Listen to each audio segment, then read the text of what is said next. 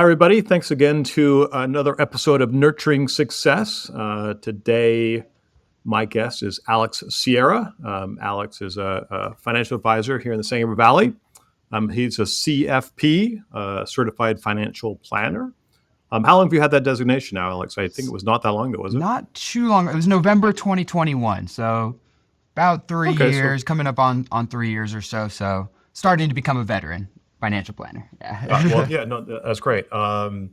It's a very difficult designation to achieve, and so congratulations and great Thank work. you. You and your team, it's interesting because I haven't seen this very often.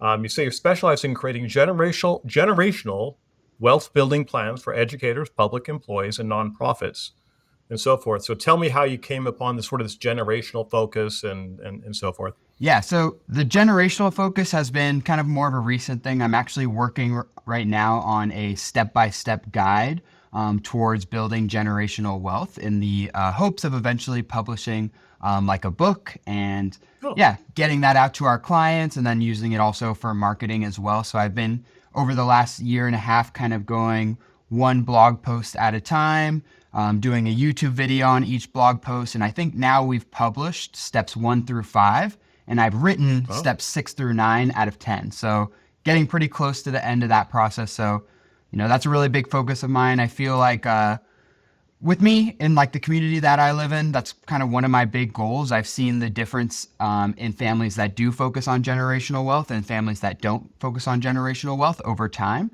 And I feel like yeah, if we're going to make an impact in the communities that we live in, that's kind of one of the big things that can help.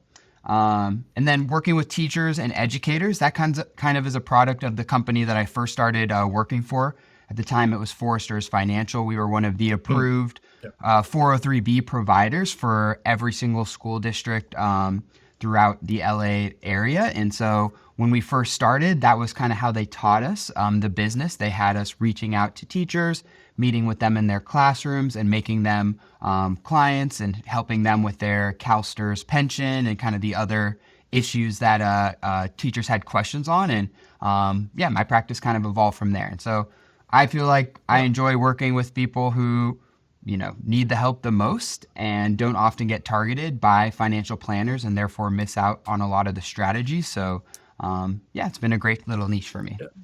No, that's great, and I think I'll come back to that in a little bit.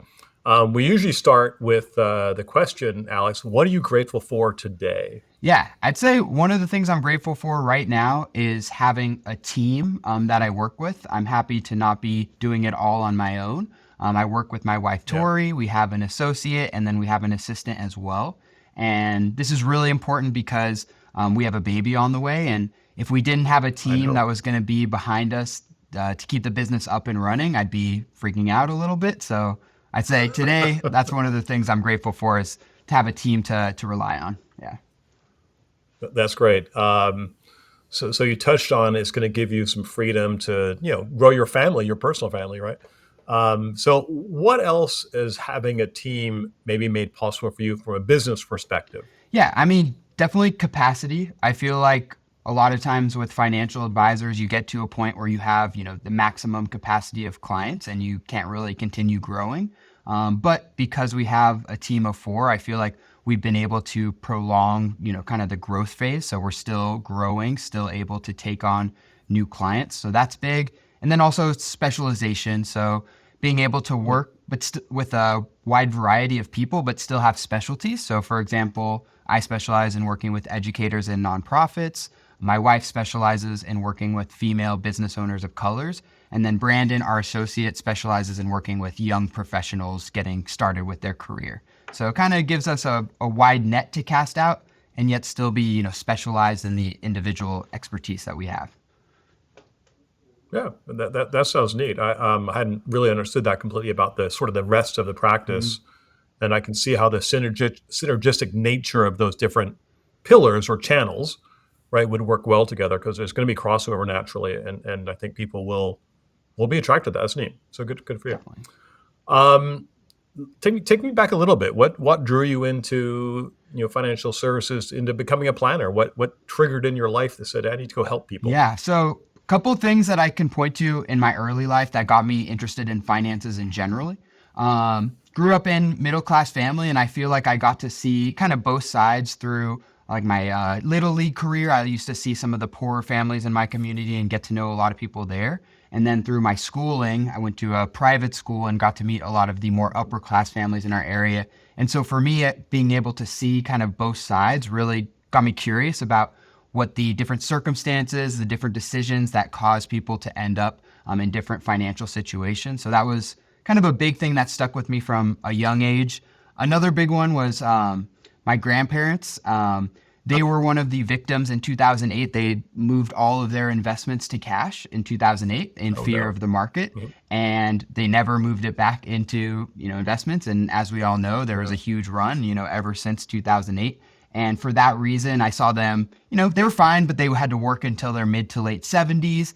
And I remember thinking, ooh, if they had a good financial advisor, that could have made a huge difference. So those are kind of some early things. And then specifically in college, I had a great professor that kind of took me under her wing. She was on the board for their local public retirement pension up in Tacoma, Washington, and she took me to one of Uh-huh. their meetings. She's again kind of took me under her wing. I was also part of a basically like a stock recommendation competition where me and a team of colleagues looked at a company, created a long buy, hold, or sell recommendation, and that got me really into the investing world as well. So yeah, after that, I knew I wanted to do something in finance, and being a financial advisor was kind of a way to do that, but still be able to talk to people, have a little bit of variety in my day, and of course, love the more self-employed type of lifestyle where we can take time off and create our own hours as well. Yeah. Yeah. No, neat. And I can see through your origin story, for lack of a better word, how you're drawn to the generational aspect of the work you're doing and community, because it's interesting that you saw, that. I mean, I think a lot of times people get stuck in a segment or silo or in their little world, and they don't see the rest of the stuff. So you got exposed to a lot of different things. So that's neat. So you mentioned community. You've mentioned these things, sort of the generation thing, a little bit. I mean, how important is community to you personally? Is it sort of integrated purposely into your business development efforts?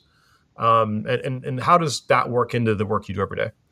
Yeah, so I mean, community is very important. I think that's part of why I like focusing on working with nonprofits, working with educators, because I feel like those are the two kind of groups that have a big impact on the community. A lot of them are teaching our young, right, which are going to be the future of our community. And if they have the financial comfortability and the capacity to focus on their job and do a good job of what they do, I feel like that's going to improve the community as a whole. But yeah. Yeah, neat. So transitioning a little bit, thinking about other advisors out there and what you're focused on, and what should advisors be thinking about right now in the current marketplace and what's happening in the projections? Recording this, we're in an election year. There's a lot going on. There's always a lot going on, though, right? There's always something to talk about. So, what do you think we should be focused on right now in the financial advice space? Yeah. So I think the big thing is focusing on planning. You've probably heard it before, but in this day and age, investing, especially when I talk to my younger clients, is kind of become more commoditized. They have, great phone Mhm. apps like Robinhood and E-Trade that you can just open up, pick a decent, stock portfolio and kind of be on your way. But those things don't do a great job of actually creating goal-based financial planning. And that's something that Mhm. people still need, if not, if maybe now more than ever. Yeah. So I feel like focusing on planning rather than investment returns, fees, those types of areas is a key, and making sure that the way that you're structuring, the way you work with clients models that as well. So one of the great things that's been working well for us is we've done some subscription-based financial planning where people can work with us on with a monthly subscription, very much the same way people pay for their Netflix subscriptions, etc. And that's been a great way for us to continue helping people out that just want advice, even if they want to do a lot of the investing on their own. So I'd say expanding kind of your menu of services to be able to work with people on a planning basis, rather than just, fees for the investments that you have under management. So that's interesting. Could you expand? So planning we know is important, right? And we know it's important within your practice. But sort of the subscription-based idea I've heard a few times. If you don't mind telling me a little bit more about how, and maybe segregate it between different, I don't know, income. You can tell me how you segregate it with whatever you're comfortable sharing. You don't have to tell me the whole deal, and then was it difficult? Did you have clients who wanted to transition to that because they thought it might be less expensive? Or, I mean, was there a transition and some pain that you learned through that process? Yeah, so I'll tell you first about how we have it structured. So essentially, we have one main menu of services, and it basically gives clients an option to work with us on ongoing financial planning or a one-time financial plan. Ongoing financial planning is the subscription style service.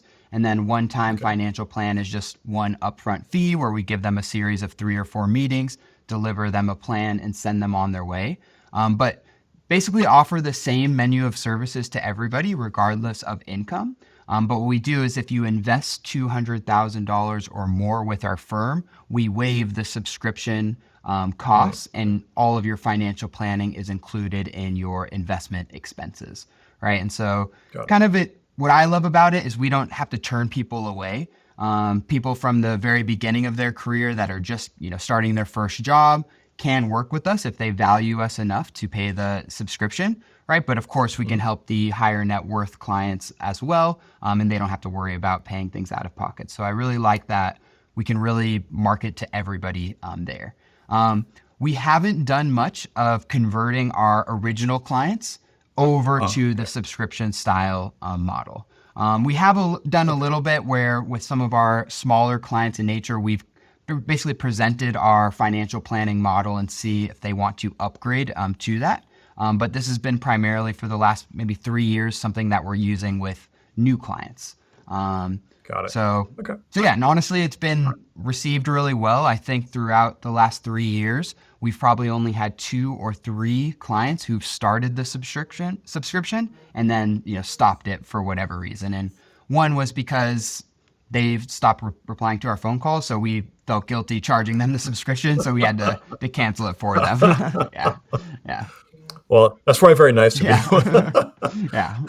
Because I think a lot of consumers' experiences with subscriptions is, as they sign up for stuff, they forget they sign up for it, and it just hits the credit card every month, and then a couple of years later, they're like, "Well, what's going on?" Yeah, right? No, we don't want that. So that's great that you proactively took care of it. Yeah, definitely. We're also very proactive with reaching out to our clients and getting reviews on the schedule. So if they forget about the subscription, that's on them because we're doing our part to make sure we're top of mind. To make sure it works.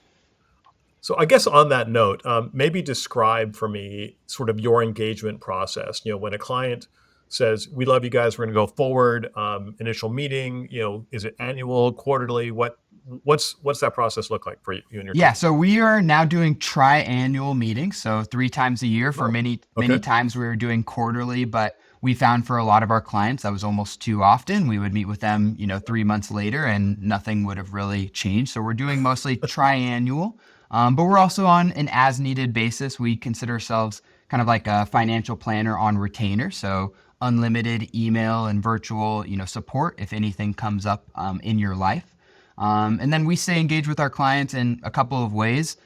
We do a lot of emails, we do newsletters, we'll send, important articles to our clients on a regular basis. One of our most popular things is our monthly newsletter called The Rundown that my wife Tori puts together. It's awesome. It's a little mix of personal content, of course, financial content, keeping people up to date on what's going on with the market. We also do monthly educational workshops.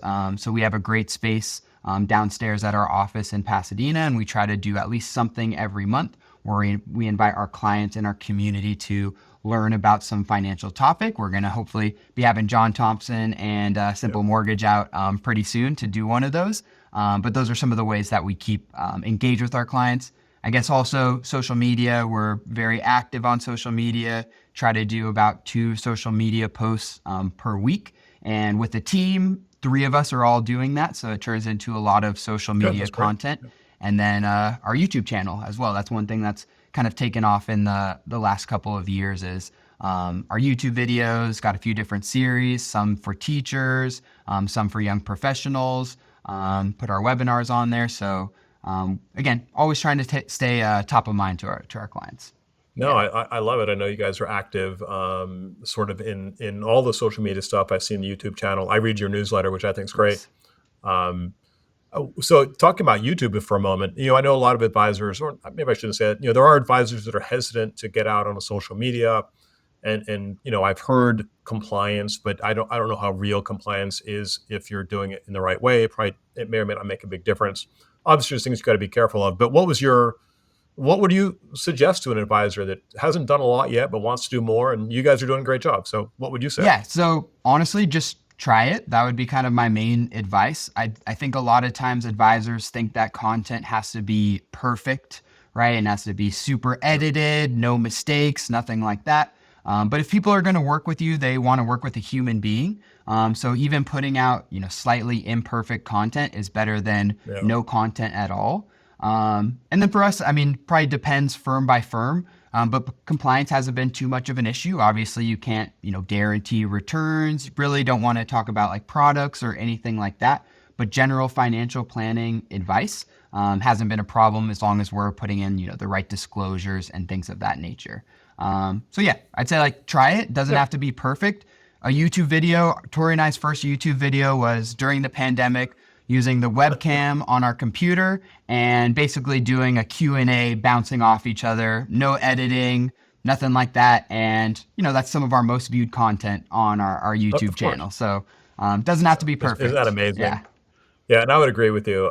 Yeah, just because we struggle with it as well. We're trying to do more and more, but just get started and do anything, and yeah, don't just be who you are, be human, right? You don't have to do anything tricky. Yeah. Yeah. And I'll add one Um, other thing is yeah, also just be consistent. So, we've put yes, out some YouTube videos and they'll get like a handful of views. And then the next one catches some sort of like jet stream and will get like over 1,000 views. So it's really unpredictable as far as like how much engagement you're going to get with that kind of stuff. But consistency helps. And like every once in a while, you'll catch some sort of algorithm where you'll get lots of views, lots of subscribers. It just takes some yeah. consistency. We found the same thing. Yeah. There's no rhyme or reason from my perspective. I'm sure there is, but that's Yeah, okay. that some marketer would know all about that, but not me. Yeah, exactly, Yeah, exactly yeah, right. But that's okay. We're helping people every yeah. day. Well, cool. So I'm just going to, as we come to a close here, talk a little bit about liability management. Obviously, we're in the mortgage business in our world, but we really focus on sort of the liability advice and how to integrate that into larger financial planning. How do you guys think about liability management, and how do you work it into your practice? Yeah, the main way that we actually kind of work in liability management is we help clients pay off debts. So we help them with credit card debts, we help them with student loan debts, things of that nature. But when it comes to other things like home equity loans, reverse mortgages, things of that nature, we like to rely on the professionals in our network, like you do. And Sure. and basically, we like to work hand in hand with them to make sure that they're providing good advice to our clients. But typically, we work with a lot of retirees, and Yeah. income in retirement is a big need. And oftentimes, if clients don't have enough saved in their retirement accounts, using their home equity is one of the kind of great last resort methods that they have. And that's usually when we'll bring a liability advisor into the picture. Yeah. Yeah. Yeah. No, makes sense. And yeah, I think there's a lot of opportunities that are still early days in the liability management field. So I appreciate you sharing sort of your thought about it. And I'm going to put a bug in your ear. Just one thing that I would change the thought about the equity being the last resort. I tend to think from a planning perspective to bring it in the conversation. As someone is either pre-retiree or about to retire. It doesn't mean you're going to do anything right then, but you have the planning conversation as opposed to leaving it to the very end. Anyway, and that's just the only thing we found, that sometimes people engage, Definitely. earlier, and that they can avoid risk, Definitely. right? Makes sense. So Definitely but makes that's sense. great. All right, hey, quick question. So, do you have a name for the baby yet? We don't. So we don't know Good. the gender, and we're narrowing in. We Yeah. probably got about 5 names on each side, and it's gonna come down to the wire. I love Yeah. it. Yeah, with our three kids, we didn't find out the gender. We had names, sort of what we but yeah, that's fun. Well, good for you guys. It's like congratulations. All right, so I'm gonna give you the final word. If there's some words of advice, either personally, professionally, that you want to throw out to advisors out there, or something you think is important that people know about, this is your chance. Yeah, no, I mean, my advice to advisors kind of like generally is to find your niche and find your own style. Advisors, you could do it however you want to out there. You can work with whatever type of clients, but find something that is genuine to you, because I feel like your clients can really feel it if you are genuine and you care about what you're doing. They'll also be able to, detect if you're faking it as well. So Yeah. be true to yourself, be yourself in your content that you put out, be yourself in the niche that you're working with. Yeah, and I think that will lead you to lots of success. So that'd be my parting tip to everybody out there. That sounds Yeah, great, and I appreciate the advice, and I'm sure it's good for many things in life. definitely. But be genuine, be who you are, and do good work. Well, thank you very much, Alex. It was great chatting with you, and I look forward, as you mentioned earlier, we're going to chat with Tori one of these days, and so look forward to that as well. But thank you, congratulations on your upcoming new addition to your family. It's very exciting, and great success, continued success in your business. Awesome. All right, Thanks for having me. take care. Thank you. You're welcome. Bye.